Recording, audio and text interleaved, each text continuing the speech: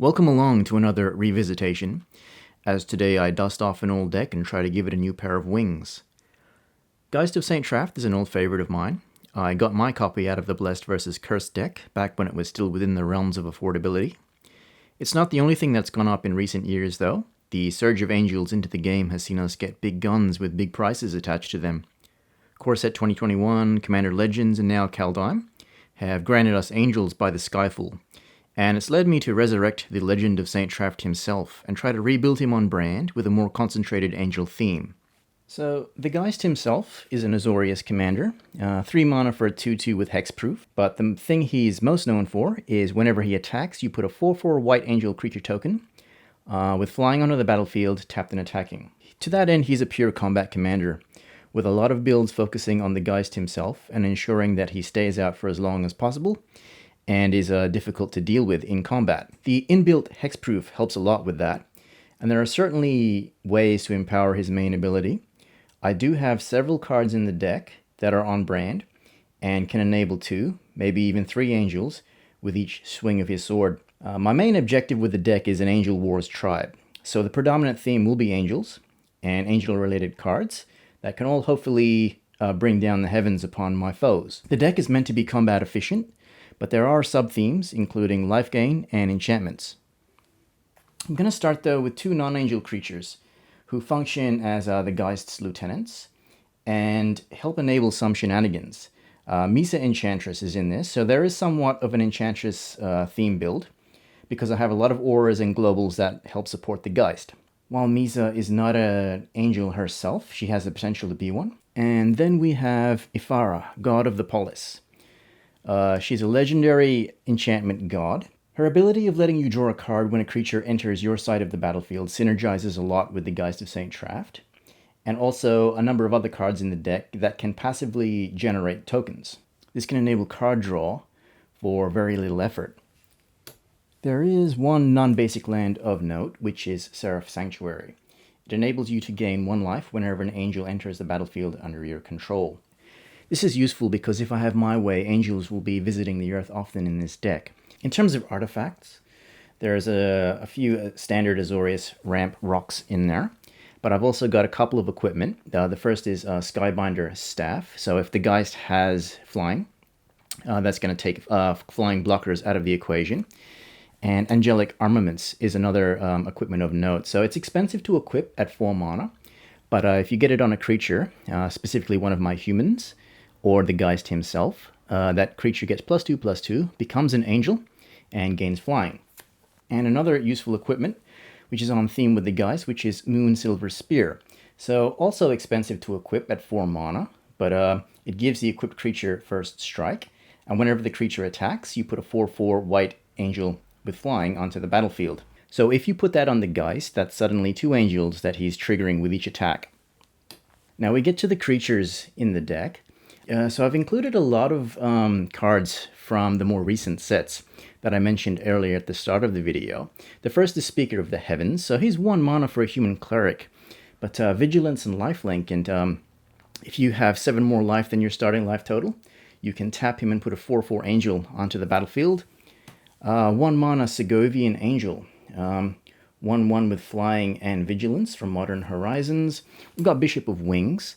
Whenever an angel enters the battlefield under your control, gain 4 life. And whenever an angel you control dies, you get a 1/1 white spirit. So yeah, hugely strong human cleric, and synergizes well with this deck. Now we get into the angels themselves. Angelic Page, Youthful Valkyrie, which has huge synergy with the Geist of St. Traft and can get pretty big if she stays out there. Sarah Avenger, just a cheap 3/3 angel, but conditional. Starnheim Aspirant, not an angel herself, but she reduces the cost of angel spells by 2. And we get to Angel of Vitality, and I just want to pause here to reflect on those abilities we saw on those early game creatures. So the standard of Magic in recent years has really gone up. We can see even with some of those commons, they had multiple abilities bolted onto the card. And Angel of Vitality, and she gets +2/+2 as long as your life total is 25 or more. And if you were to gain life, you gain that much, you add 1 life to the amount that you gain. So, you know, that's huge for an uncommon. So we jump from an uncommon to a mythic, which I was lucky enough to crack from a Kaldheim draft booster. Resplendent Marshal. Interestingly enough, because Geist of St. Traft, the angels that he puts into play exile at the end of combat, Resplendent Marshal doesn't necessarily trigger those, and he can only be cast during one of your main phases. But with enough angel tokens down from other means, he can build your forces pretty quickly. We've got Seraph of Dawn, just as a standard life-linking angel. Angel of Finality to deal with graveyards. Herald of War. I really like this card. So another angel who can reduce the price of other angels too. Unfortunately, not financial prices, but whenever she attacks, you get a 1/1 counter on her. And angel and human spells you cast cost 1 less for each 1/1 counter on Herald of War. Pretty useful to help summon the higher end of the angel curve. Angel of Destiny, another great card from a recent set, flying double strike, and she does all kinds of shenanigans around your life total. So there's so at the beginning of your end step, if you have at least 15 more life than your starting life total, each player she attacked this turn loses the game. So a pretty big deal in Commander. Valkyrie Harbinger, flying lifelink. And she's got an ability that I've seen on an enchantment bolted onto her body. So at the beginning of each end step, if you gain 4 or more life this turn, create a 4/4 white angel creature with flying and also vigilance. So that conflicts with some of the tokens that are generated by the other cards. You've got to remember which ones have vigilance and which ones don't. I've got a couple of angels that can cycle into your graveyard. So Winged Shepherd, an angel of the god Pharaoh. So I've got some resurrection effects there, but they're mostly in this deck to synergize with the Resplendent Marshal. Pristine Angel, another huge angel beater. Seraph of the Suns, a bit overcosted at 7 mana, but I like the indestructible ability. And finally, Angelic Arbiter, which can be useful for those combat negotiations. So each opponent who casts a spell this turn can't attack with creatures. Each opponent who attacks this turn with a creature can't cast spells. So that gives your opponents choices about what they want to do with you. But as I said, you know, hopefully you're buffing your life totals that combat becomes kind of irrelevant. You're just watching out for commander damage. And Angelic Arbiter is going to initiate a lot of attention in your direction anyway. So we get to the enchantments now. I'll be starting with the auras, and the first one is Call to Serve. So this is another permanent that can turn one of the humans into an angel. I've got Spirit Loop. It's one of those cards that actually does not specifically give life gain. It just says whenever the creature deals damage, you gain that much life. So it's life gain plus the combat damage. And the other thing about Spirit Loop is that when it's put into a graveyard from play, it comes back to your hand. So that synergizes with Misa Enchantress and ensures that you have a card always cycling back to your grip. Phantom Wings, just to give a creature flying. Wings of Hope, which also gives flying, and +3 to toughness, which is useful. Staggering Insight, I like this card, so, you know, on the subject of uncommons with a lot of rare abilities on them, the enchanted creature not only gets +1/+1 and lifelink, but also when it deals combat damage to a player, you draw a card. I've got a couple of pinned down auras, so Deep Freeze is one, which removes abilities. Charmed Sleep, I'll just swap these over. Arrest, which can remove activated abilities. Dreadful Apathy, which has the additional ability to exile the creature. We get to Light of Promise. This is a pretty strong aura, so whenever you gain life, put that many 1/1 counters on this creature. We get into St. Traft themed auras now. Invocation of St. Traft, which replicates the Geist's ability. So it puts a 4/4 white angel into the battlefield tapped and attacking. So put that on the Geist in tandem with Moonsilver Spear, and he's generating 3 angels with each swing of his sword. Ifara's Enlightenment, the creature it enchants gets a 1/1 counter on it, gains flying, and whenever a creature enters the battlefield under your control, you can bounce this aura back to your hand. So again, synergizes with the Misa Enchantress. Faith's Fetters, which has the added effect of giving you 4 life when it enters the battlefield, which is useful with some of those permanents we saw previously. Angelic Destiny. So again, another enchantment that turns a creature into an angel. and it also bounces back to your hand for further shenanigans with the Misa Enchantress. Getting to the global enchantments now. Favorable winds to give creatures with flying +1/+1. Gossamer Chains. I like this card, so you can return it back to your hand and make target unblocked creature deal no combat damage this turn. So another synergy with the Misa.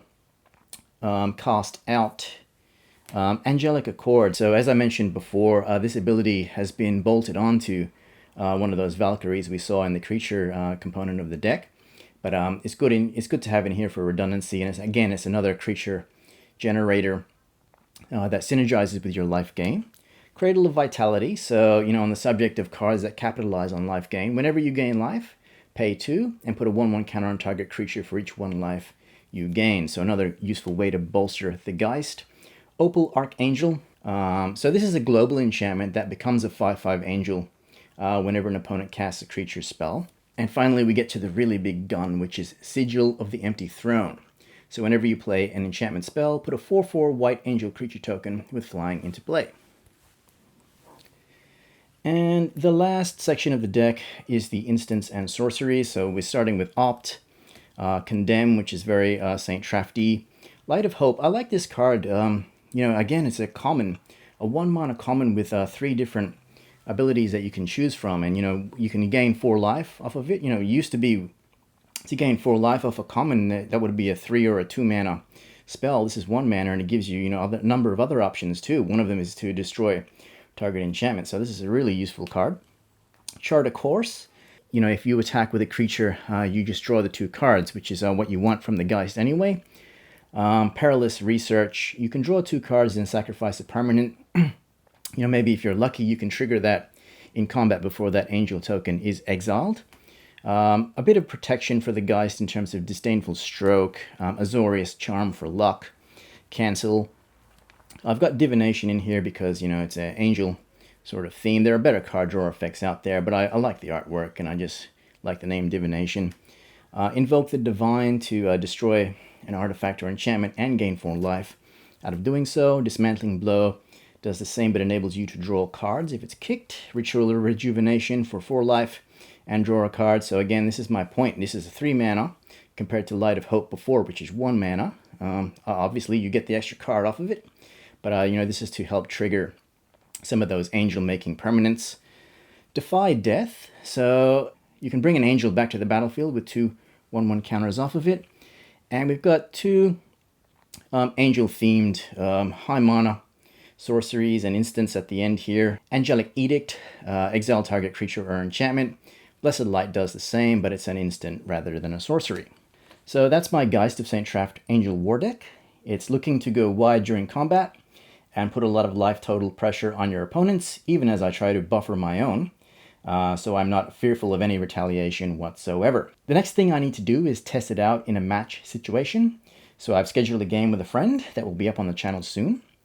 Thanks for watching the video, if you've gotten this far with me, and hopefully you'll get to see how the deck performs. So until then, please stay safe and keep enjoying Magic until the next edition.